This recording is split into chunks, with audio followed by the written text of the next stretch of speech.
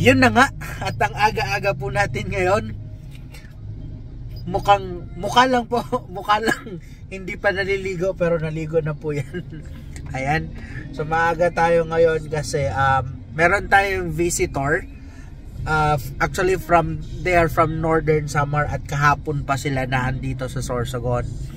Ito po yung sadya nila ngayon dito. For release natin ito ngayon at kukunin nila ito ngayon na Toyota Innova. So kung naalala nyo pa ito yung 2023 na Toyota Innova na almost 2 months pa lang or 2 months pa lang binenta na ng owner.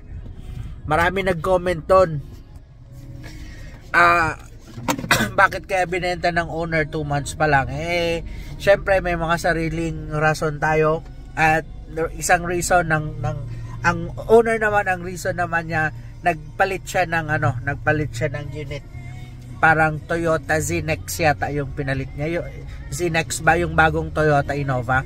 So kaya ito binenta talaga niya at wala ito encumbrance, hindi ito ni loan, cash po ito binili ng dating owner. So ngayon parang nailabas ito July 2023, so ilang months pa lang po siya, 6 months pa lang po siya. At tingnan nyo ang odometer niya, 8,920 kilometer pa lang po. Yan yung odometer. At ito yung may mga in-upgrade na. Ito nga, naka 360 camera siya. Makikita nyo po. Ayan, naka 360 camera siya. Pag nag-reverse ka, makikita mo rin. Tapos, ganun din sa harap. Makikita mo. Ayan, naka 360 camera po siya. Then, syempre, ito pa. Naka push start button po pala yan. Pero ito e-variant lang ito, pero naka push start button, pina-convert niya na lang yan. So mga aftermarket na po siya. Pero ito ipapakita ko sa inyo, sobrang ganda pa ng sasakyan. At nakikita nyo rin, full tank po yan. Grabe, irit na irit talaga. Actually binigay na po namin ito ng sagad na presyo. Pero yun, gusto ni sir kasi naka-transfer pa sa kanya. Sabi ko wala na tayong time mag-transfer, sir.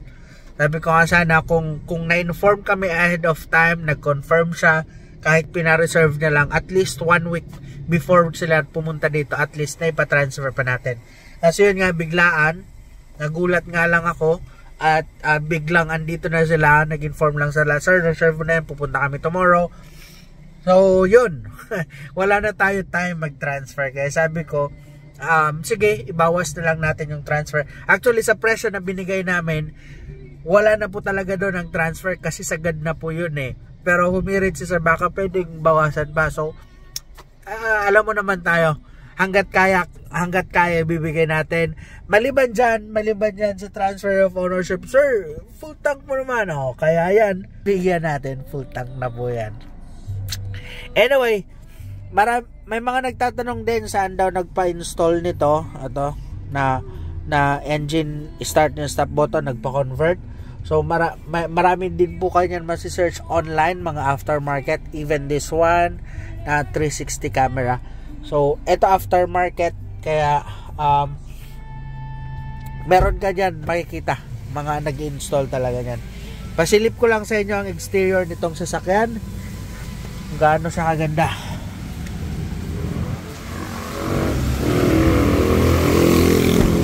Yan.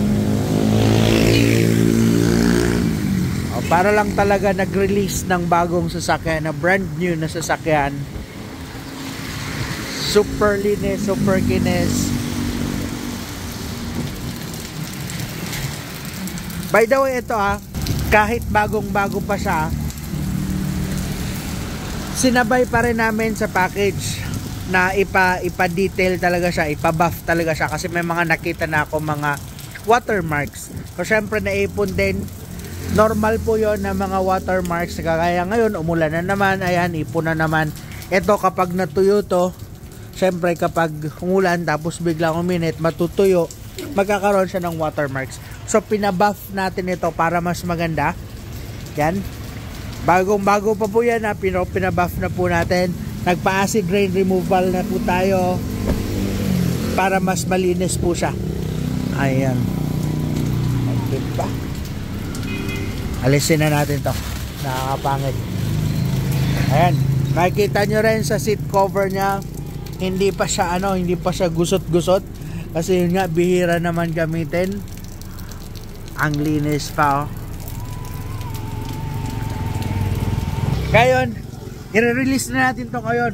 Pero yun nga lang, before pa pumunta dito sila sir, nagsabi na, sir, wag mo na kami sama sa vlog mo kasi actually follower natin sila. Sabi nila palagi daw ko sila nanonood dun sa station nila sa Northern Samar. So shout out dun sa mga kasama ni sir sa station nila sa Northern Samar sa Bureau of Fire. And lagi daw dun sila nanonood. Kaya sabi niya baka pag may vlog mo sir, baka ibuli daw nila ako. Anyway, congratulations sir kasi bagong retire kasi si sir. Congratulations. Enjoy mo tong sasakyan na to. Enjoy mo yung retirement mo. And ingat kayo palagi kasama nitong Toyota Innova. God bless you and keep safe.